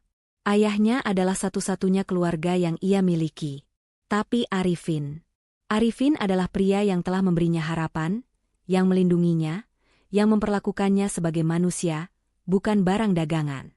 Membunuh Arifin berarti membunuh pria yang tidak bersalah demi menyelamatkan ayahnya. Tidak membunuh Arifin berarti membiarkan ayahnya dibunuh dengan keji. Arifin berbaring di tempat tidur, matanya terpejam. Napasnya teratur. Ia tampak begitu tenang, begitu pasrah. Apakah dia tahu apa yang sedang terjadi? Apakah dia tahu istrinya sedang memegang alat pencabut nyawanya? Sherina mengangkat jarum itu, mengarahkannya ke selang infus yang masih terpasang di tangan Arifin. Hanya infus vitamin, tapi Happy mengira itu obat penenang. Maafin aku, Mas. Isak Sherina lirih. Maafin aku nggak punya pilihan. Ayah. Ia mendekatkan ujung jarum ke karet infus. Satu dorongan, dan semuanya selesai. Ia bisa kembali ke hidupnya yang lama. Miskin tapi tenang. Tanpa intrik, tanpa bahaya. Petir menyambar di luar, menerangi ruangan sekejap. Dalam kilatan cahaya itu, Sherina melihat wajah Arifin. Wajah yang lelah berjuang sendirian selama 2 tahun. Sherina menarik tangannya kembali. Ia melempar jarum suntik itu ke lantai dengan keras. Terang. Jarum itu menggelinding ke kolong tempat tidur. Aku nggak bisa, raung Sherina, menelungkupkan wajahnya ke dada Arifin. Ia menangis sejadi-jadinya, memeluk tubuh suaminya. Aku nggak bisa bunuh kamu. Biar mereka bunuh aku aja. Biar aku mati sama ayah. Aku nggak mau jadi pembunuh. Tiba-tiba, sebuah tangan mengusap kepala Sherina. Sherina tersentak, mendongak. Arifin sudah membuka matanya. Tidak ada lagi kepura-puraan. Matanya basah, penuh emosi. Ia bangun, duduk, dan langsung menarik Sherina ke dalam pelukannya yang erat. SSSH, tenang, Sherina. Tenang, bisik Arifin, mencium puncak kepala Sherina berkali-kali. Kamu dengar? Tanya Sherina di sela tangisnya. Aku dengar semuanya. Dari ruang makan tadi pagi sampai barusan, jawab Arifin.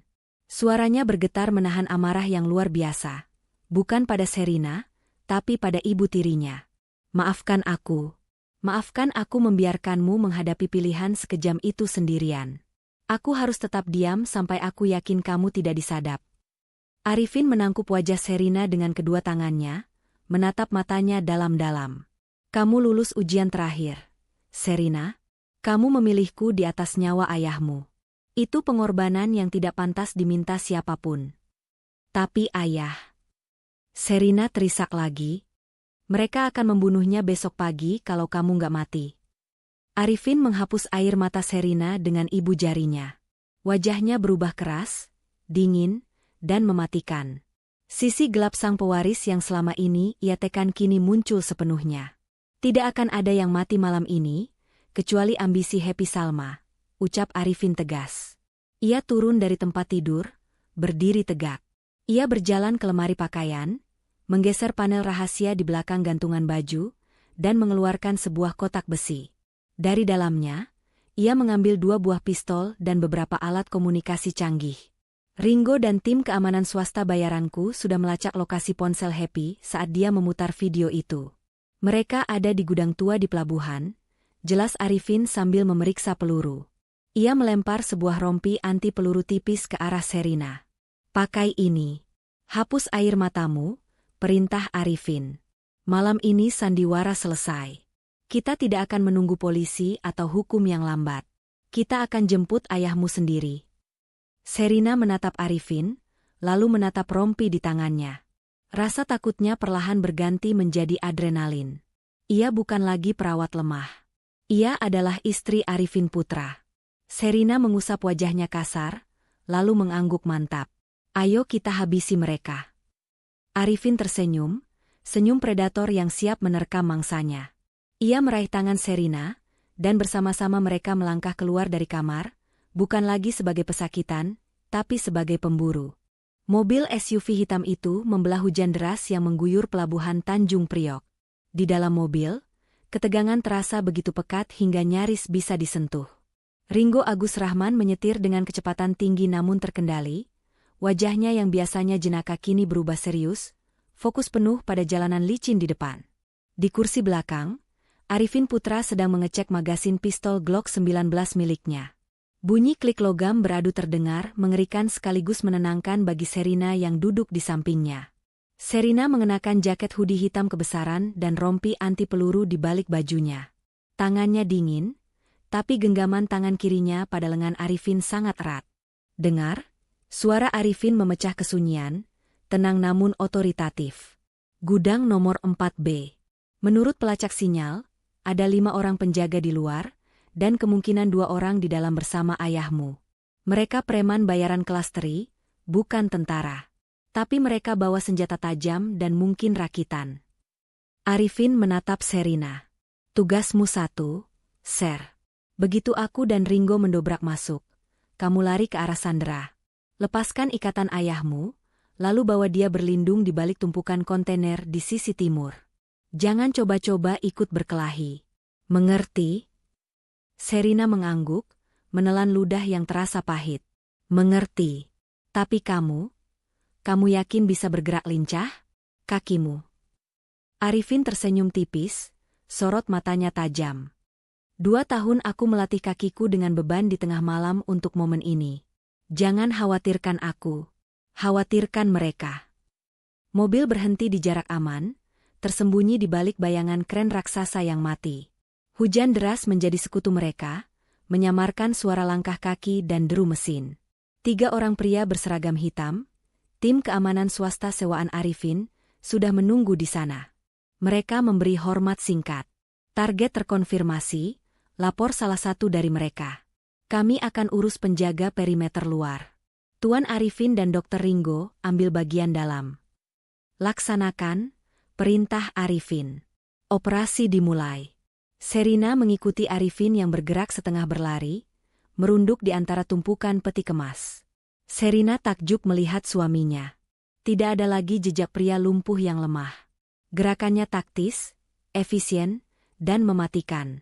Di depan pintu gudang yang berkarat, 2 penjaga sedang merokok sambil berteduh.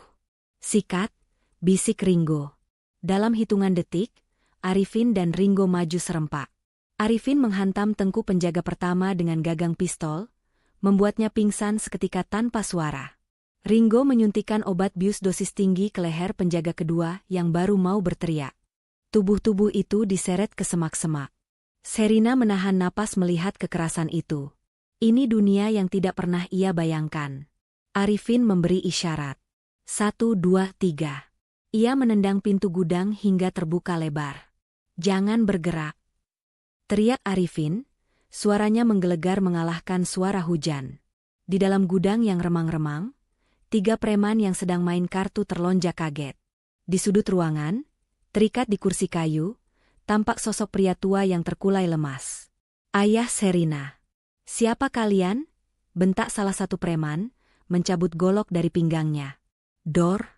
Arifin melepaskan tembakan peringatan ke langit-langit gudang. Suara ledakan itu memekakan telinga. Langkah selanjutnya, pelurunya bersarang di kepalamu. Tiarap. 2 preman langsung menjatuhkan senjatanya, ketakutan melihat pistol asli. Namun 1 preman yang paling besar nekat menerjang maju ke arah Arifin. Sherina, lari, teriak Arifin.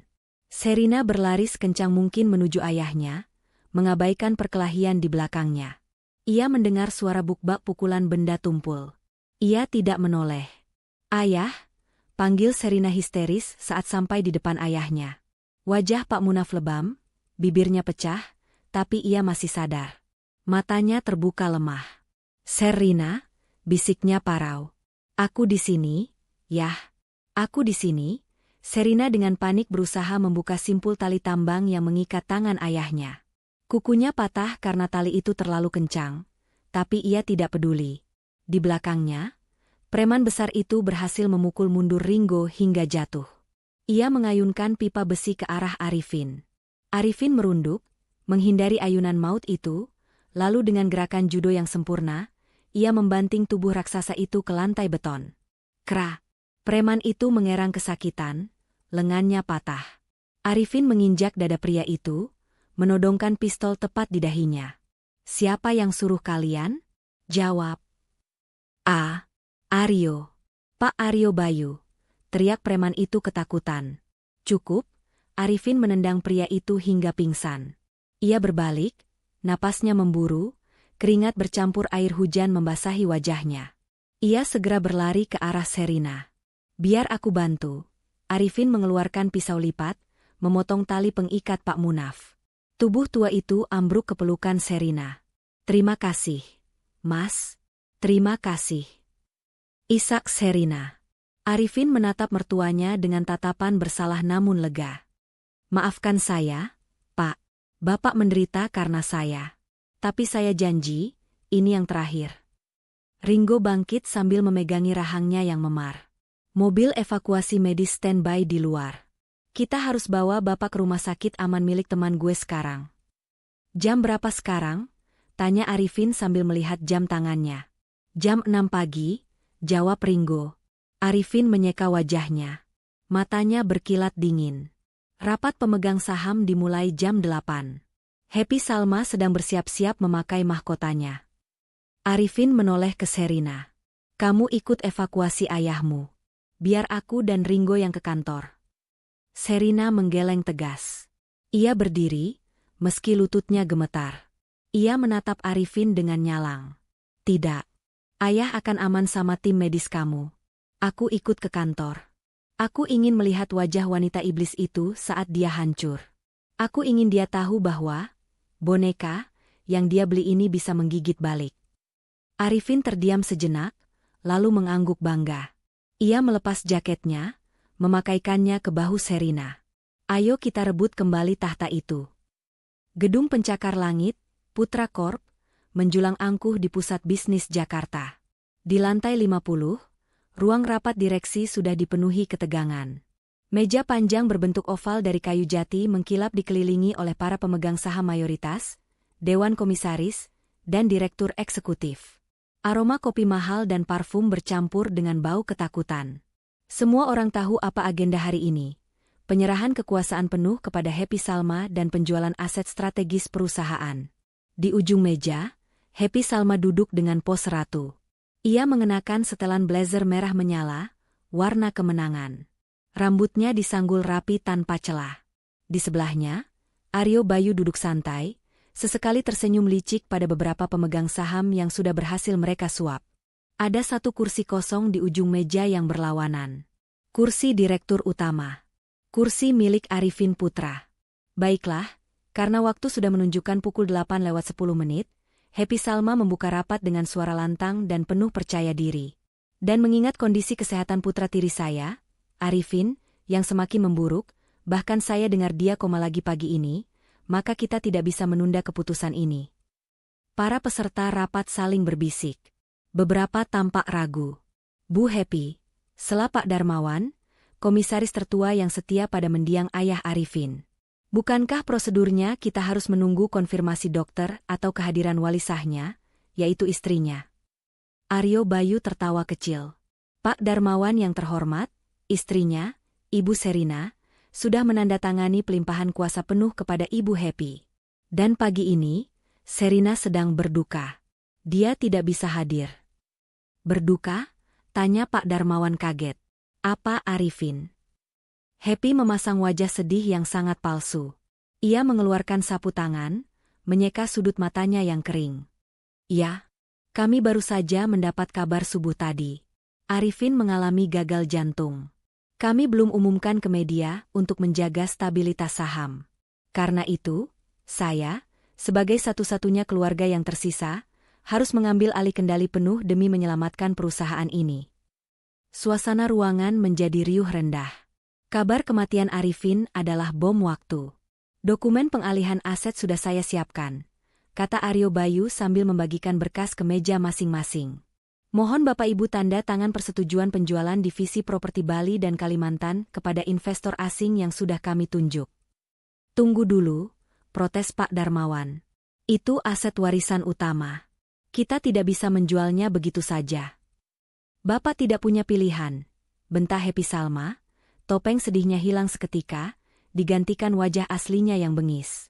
Tanpa suntikan dana dari penjualan ini, perusahaan bangkrut. Arifin yang cacat itu tidak becus mengurus apa-apa selama 2 tahun ini. Tanda tangan sekarang atau kalian semua saya pecat dari dewan. Ancaman itu membuat nyali para peserta rapat ciut. Pena-pena mulai diangkat. Happy tersenyum puas. Kemenangan sudah di depan mata. Ia sudah membayangkan triliunan rupiah masuk rekening pribadinya di Swiss siang nanti. Tiba-tiba, pintu ganda ruang rapat yang berat itu bergetar. Brak! Pintu terbuka lebar dengan keras hingga menghantam dinding. Semua orang terlonjak kaget. Happy Salma berdiri marah. Siapa yang berani? Kata-katanya terhenti di tenggorokan. Matanya membelalak lebar, seakan melihat hantu. Wajah Aryo Bayu berubah pucat pasi dalam hitungan detik. Di ambang pintu, berdiri Arifin Putra. Bukan di kursi roda. Bukan terbaring koma. Ia berdiri tegak dengan setelan jas Navy yang pas di badan, rambutnya disisir rapi ke belakang, meski ada sedikit luka gores di pipinya yang justru menambah kesan garang. Di sisi kanannya berdiri Sherina Munaf, masih dengan pakaian semalam yang agak kotor tapi tatapannya menyala berani. Di sisi kirinya, Ringo dan Julie Estelle, serta 2 petugas polisi berseragam lengkap. "Maaf saya terlambat." Suara Arifin bergema di ruangan yang sunyi senyap itu. Ia melangkah masuk dengan tenang, setiap langkah kakinya terdengar seperti ketukan palu kematian bagi Happy Salma. Jalanan macet karena ada insiden penculikan dan percobaan pembunuhan. "Tidak mungkin," desis Happy Salma, tangannya mencengkeram tepi meja hingga buku jarinya memutih. Kau lumpuh. Kau sekarat." Arifin terus berjalan hingga ia sampai di ujung meja, tepat di depan kursi kosongnya. Ia meletakkan kedua tangannya di meja, menatap Happy Salma dari ujung ke ujung. "Keajaiban medis, Ibu Tiri," sindir Arifin tajam. "Atau mungkin karena racun saraf yang kau kirimkan lewat istrimu itu tidak pernah sampai ke pembuluh darahku." "Arifin," seru Pak Darmawan gembira, hampir menangis. Kau sehat." "Saya sehat walafiat, Pak Darmawan. Dan saya siap mengambil kembali apa yang menjadi hak saya," jawab Arifin tegas. Aryo Bayu, yang otaknya selalu mencari celah hukum, mencoba bangkit. "Ini penipuan. Dia pasti pakai stuntman atau obat kuat sementara. Dan Sherina, kau melanggar kontrak pranikah. Kau tidak punya hak membawa orang luar ke sini." Julie Estelle maju ke depan, melemparkan tumpukan dokumen tebal ke tengah meja. "Ini bukan orang luar, Aryo," kata Julie dingin. "Ini surat wasiat asli Bapak Wijaya Putra yang kalian sembunyikan selama 2 tahun. Di sini tertulis jelas, jika Arifin Putra sembuh atau menikah, hak veto Happy Salma gugur total." "Itu palsu," teriak Happy histeris. "Dan ini," Sherina maju, mengeluarkan flash disk dan sebuah buku agenda biru tua yang lusuh. "Ini adalah buku biru milik Aryo Bayu. Catatan lengkap aliran dana suap, penggelapan pajak, dan bayaran untuk sabotase mobil Arifin 2 tahun lalu." Wajah Aryo Bayu menjadi abu-abu. Ia mengenali buku itu. Buku yang seharusnya ada di brankas tersembunyinya. Arifin menekan tombol di ponselnya yang terhubung ke layar proyektor ruang rapat. Rekaman suara Happy Salma semalam terdengar jelas ke seluruh ruangan. "Suntikan ini ke suami tercintamu malam ini. Arifin mati malam ini, ayahmu pulang besok pagi, neurotoksin dosis tinggi." Hening. Mencekam. Para pemegang saham menatap Happy Salma dengan tatapan ngeri dan jijik. Itu rekayasa AI. "Itu bukan suara saya," sangkal Happy Salma, mundur perlahan karena polisi mulai mendekat. "Rekaman ini asli, Bu Happy," kata Ringo santai. "Diambil langsung dari alat sadap yang dipasang di jas Aryo dan ponsel Sherina. Forensik Digital Polri sudah memverifikasinya pagi ini." Arifin menatap ibu tirinya dengan tatapan dingin yang menusuk. "Permainan selesai, Happy. Kau kalah. Skakmat." Keadaan berbalik dengan cepat. Happy Salma, yang semenit lalu adalah ratu perusahaan, kini terpojok seperti tikus. "Tangkap mereka," perintah komandan polisi yang datang bersama Arifin. 2 petugas memegang lengan Aryo Bayu. Pengacara licik itu mencoba memberontak. "Kalian tidak tahu siapa saya. Saya bisa menuntut kalian semua. Jangan sentuh saya." Teriakannya sia-sia saat borgol besi mengunci pergelangan tangannya. Sementara itu, Happy Salma mundur sampai punggungnya menabrak dinding kaca. Napasnya memburu. Ia menatap Arifin dengan kebencian yang murni. "Aku yang membangun perusahaan ini saat ayahmu sakit-sakitan," teriak Happy, air matanya tumpah, bukan air mata sedih, tapi air mata kemarahan. "Kamu cuma anak manja yang tidak tahu apa-apa. Seharusnya kamu mati saja di mobil itu." Arifin berjalan mendekati Happy. Ia berdiri 1 meter di depannya. Tidak ada rasa takut lagi. Hanya ada rasa kasihan. "Kamu tidak membangun apa-apa, Happy. Kamu cuma parasit," ucap Arifin pelan. "Dan soal anak manja itu sudah mati 2 tahun lalu. Pria yang berdiri di depanmu sekarang adalah pria yang kau ciptakan lewat penderitaan. Terima kasih atas pelajarannya." Arifin memberi isyarat pada polisi. Bawa dia. Happy Salma menjerit-jerit, memaki, dan meronta saat digiring keluar ruangan. Sepatu hak tingginya lepas, rambut sanggulnya berantakan. Citra wanita anggun yang ia bangun puluhan tahun hancur lebur dalam sekejap di hadapan seluruh direksi dan kamera wartawan yang sudah menunggu di lobi bawah.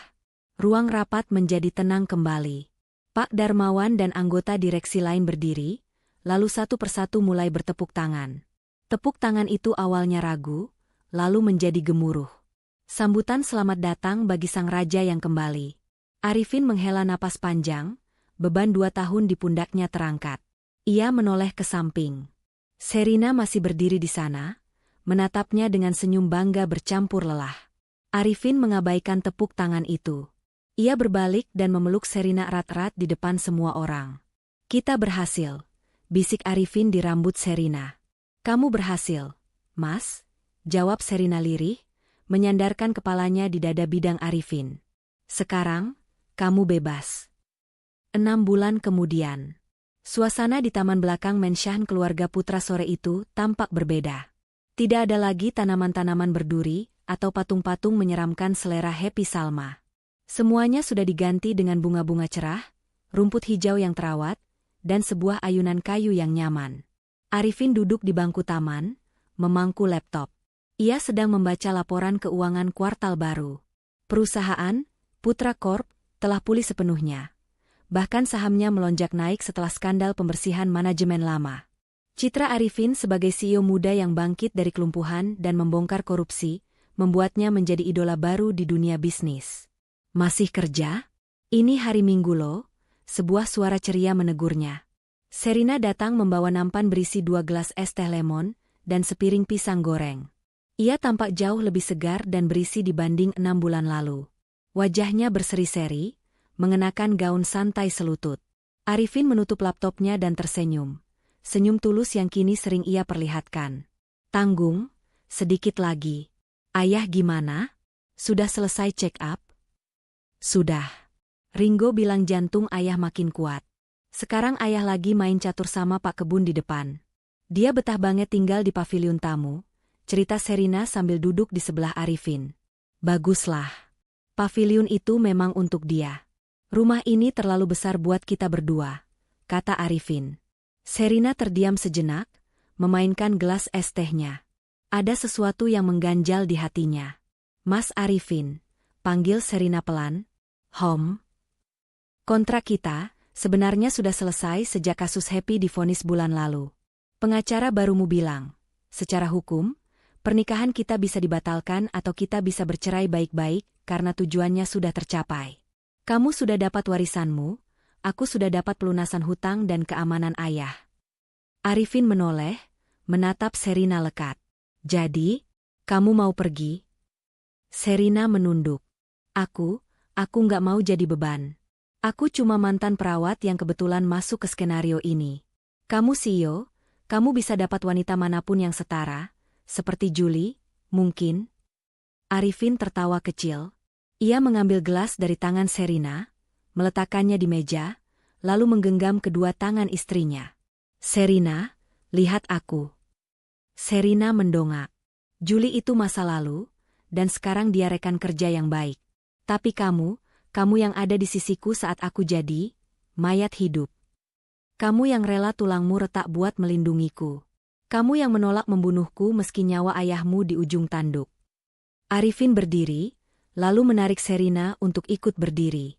Aku nggak butuh wanita yang setara, secara status sosial. Aku butuh partner hidup yang setara nyalinya, setara hatinya. Dan itu cuma kamu. Arifin merogoh saku celananya, mengeluarkan sebuah kotak cincin beludru merah. Bukan cincin pernikahan formalitas yang dulu dipasangkan Aryo Bayu dengan asal-asalan. Ini cincin baru, bertahtakan berlian sederhana namun elegan. Sherina munaf, ucap Arifin lembut. Dulu kita menikah karena paksaan dan sandiwara. Sekarang, di depan Tuhan dan di bawah langit sore ini, aku ingin melamarmu dengan benar. Tanpa kontrak, tanpa paksaan, tanpa pura-pura. Arifin berlutut dengan satu kaki. Maukah kamu menjadi istriku yang sesungguhnya? Menemani aku berjalan, benar-benar berjalan, sampai kita tua nanti. Mata Sherina berkaca-kaca. Air mata bahagia menetes di pipinya. Ia tidak pernah menyangka kisah horor hidupnya akan berakhir seindah ini. Mau? Bisik Sherina. Aku mau, Mas Arifin. Arifin menyematkan cincin itu di jari manis Sherina, lalu bangkit dan mencium keningnya penuh kasih sayang. Angin sore berhembus lembut, menerbangkan dedaunan di sekitar mereka. Di kejauhan, di dalam gudang tua mansion itu, sebuah kursi roda canggih tersimpan di pojok ruangan, tertutup debu. Kursi roda itu adalah saksi bisu masa lalu yang kelam, yang kini telah ditinggalkan selamanya. Arifin dan Sherina melangkah bergandengan tangan menuju rumah, menyongsong masa depan yang cerah, dengan langkah yang tegap dan hati yang penuh